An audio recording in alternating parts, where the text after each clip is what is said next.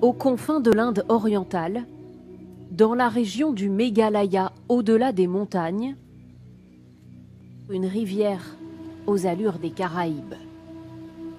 Des eaux turquoises si translucides que les bateaux ne semblent plus naviguer sur l'eau, mais voler dans les airs. Un phénomène géologique inexpliqué qui n'est visible qu'en hiver. Cette rivière, Cecilia Ringsay l'emprunte tous les jours. Vous avez vu cette eau? Elle est claire comme du cristal. Comme sa mère et sa grand-mère avant elle, Cecilia Ringsay pêche ici de petits poissons-chats. Ce décor, qu'elle côtoie depuis son enfance, ne cesse de l'émerveiller.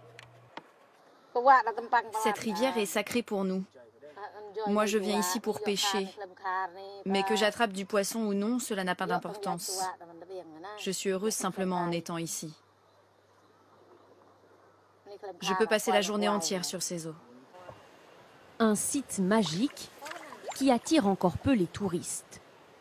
Situé dans l'extrême est de l'Inde, rares sont les visiteurs à venir jusqu'ici. Shin Peter fait partie des seuls vacanciers de la saison. Il a traversé le pays pour découvrir ce cours d'eau. Et c'est avec masque et tuba qu'il explore les fonds fluviaux. La rivière est aussi transparente vue du ciel qu'en y plongeant. Cet endroit est très connu pour ses eaux cristallines. Vous voyez cette eau? On peut voir jusqu'au fond. On voit tous les poissons. Cet endroit est connu pour ça. Au cœur de cet environnement idyllique vivent des Khasi, une ethnie d'1 million d'individus. L'environnement occupe dans cette société une place sacrée.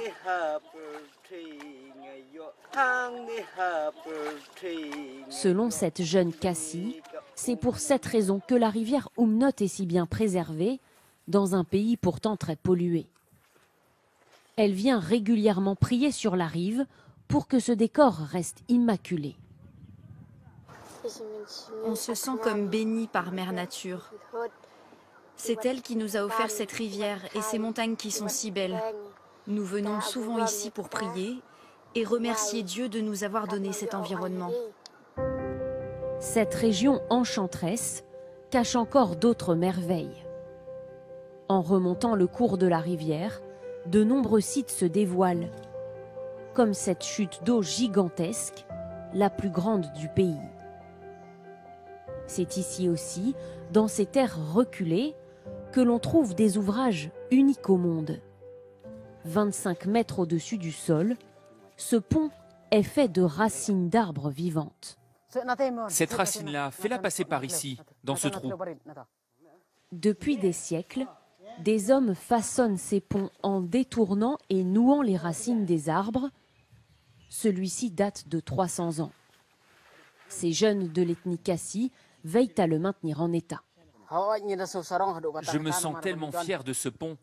Je suis aussi très reconnaissant de nos ancêtres qui ont commencé ces ouvrages et que l'on perpétue. Vous ne trouverez pas ce genre de pont ailleurs dans le pays. Nos ancêtres ont lancé cette tradition et nous allons la préserver. Au total, il existe dans toute la région une centaine de ponts vivants comme celui-ci. Toujours empruntés par les populations locales, ils sont devenus indispensables pour relier les villages entre eux. Tous les jours, je passe sur ce pont pour rejoindre la forêt et aller travailler. Si ce pont n'était pas là, ce serait beaucoup plus compliqué pour moi. Il faudrait que je trouve un autre chemin pour traverser. Territoire de ponts à l'atmosphère mystique et aux rivières ensorcelantes, la région du Meghalaya, loin du monde moderne, est celle où les hommes et la nature vivent en harmonie.